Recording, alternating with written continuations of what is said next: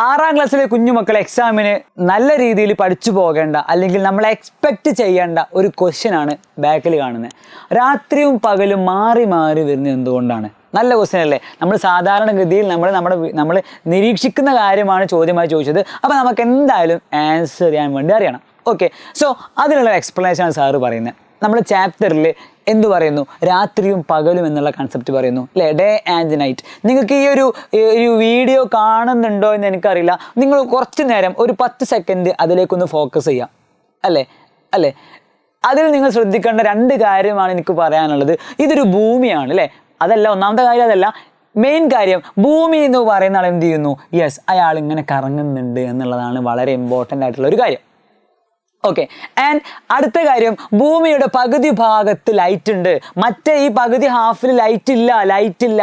നമുക്ക് ആരാണ് ലൈറ്റ് തരുന്നത്? യെസ്, നമുക്ക് എല്ലാവർക്കും അറിയാം, സൂര്യനാണ്. അപ്പോൾ ഈ കേസിലുള്ള ഈ വീഡിയോയിലുള്ള കാര്യം പറയാൻ പോവാണ്. സാറിൻ്റെ അവിടുന്ന് ഇങ്ങോട്ട് അഥവാ ഇപ്പൊ എൻ്റെ ലെഫ്റ്റ് ഹാൻഡ് ഇതാണ്. സോ അവിടുന്ന് ഇങ്ങോട്ട് ആര് വരുന്നു? സൂര്യപ്രകാശം വരുന്നു.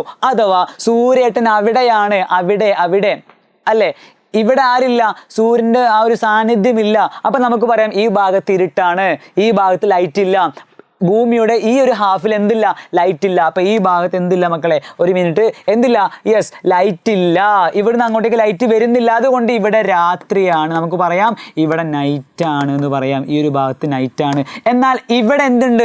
യെസ്, ലൈറ്റ് വരുന്നുണ്ട്. അതുകൊണ്ട് ഇവിടെ പകലാണ്, പകൽ അഥവാ ഡേ ആണെന്ന് പറയാം. ഇനി ശ്രദ്ധിക്കണം, ഈ ഭൂമി ഇങ്ങനെ കറങ്ങുമ്പോൾ അതിലുള്ള ആളുകൾ കറങ്ങും, രാജ്യം കറങ്ങും, മൊത്തത്തിൽ കറങ്ങല്ലേ? അപ്പം നമുക്ക് എന്ത് പറ്റും? യെസ്, ഈ ഭാഗത്ത് നിന്ന് ഇങ്ങോട്ട് വരുംതോറും അല്ലെ, രാത്രി നിന്ന് ഇങ്ങോട്ട് വരുംതോറും എന്ത് ചെയ്യും? പകലായി വരും. അല്ലെങ്കിൽ ഭൂമിയുടെ ഈ കറക്കം കൊണ്ട് എന്ത് സംഭവിക്കുന്നു?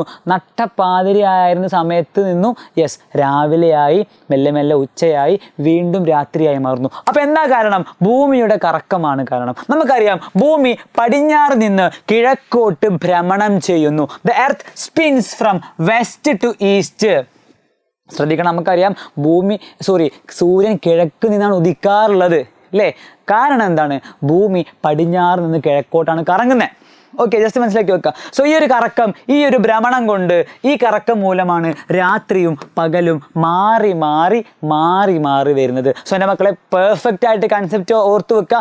രാത്രിയും പകലും മാറി വരാൻ കാരണം ഭൂമി എന്ന് പറയുന്ന ആള് സ്വന്തം അച്ചുതണ്ടിൽ നിന്ന്, എന്താ മക്കളെ അച്ചുതണ്ട് എന്ന ആള്? ഇതാണ് ആക്സിസ്, അല്ലെങ്കിൽ നമ്മൾ പറയുന്ന അച്ചുതണ്ട്.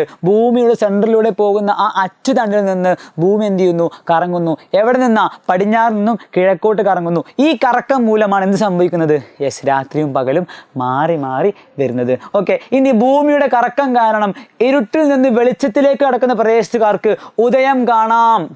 ഭൂമിയിൽ നിന്നും യെസ് നമുക്ക് എന്ത് കാണാറുണ്ട്? സൂര്യൻ ഉദിച്ചു വരുന്നതായി കാണാറുണ്ട്. എപ്പോഴാ? യെസ്, ആ ഒരു രാത്രിയായി കടന്നിരുന്ന ഭാഗത്ത് നിന്ന്, ലൈറ്റ് ഇല്ലാതിരുന്ന ഭാഗത്ത് നിന്ന് ലൈറ്റ് വരുമ്പോൾ നമുക്ക് എന്ത് കാണാം? യെസ്, ഇരുട്ടിൽ നിന്ന് വെളിച്ചത്തേക്ക് വരുമ്പോൾ നമുക്ക് ഉദയം കാണാം. ഇനി വെളിച്ചത്തിൽ നിന്ന് ഇരുട്ടിലേക്ക് പ്രവേശിക്കുന്നവർക്ക് അസ്തമയവും കാണാം. അപ്പോൾ ഭൂമിയിൽ, ലോകത്ത് നമ്മൾ ഉദയം കാണുന്നുണ്ടെങ്കിൽ തൊട്ടപ്പുറത്ത് മറ്റൊരു ഭാഗത്ത് ആരോ എന്ത് കാണുന്നു? യെസ്, അസ്തമയം കാണുന്നു അല്ലേ? അപ്പം നമ്മളത് മനസ്സിലാക്കി വെക്കുക. ഇതിനൊക്കെ കാരണം എന്താണ്? യെസ്, ഭൂമിയുടെ ഒരു കറക്കമാണ്, ആ ഒരു ഭ്രമണമാണ്. മക്കൾ എന്ത് ചെയ്യുക? മനസ്സിലാക്കി വെക്കുക. So thank you for your cooperation and all the best for your exams. Bye, see U.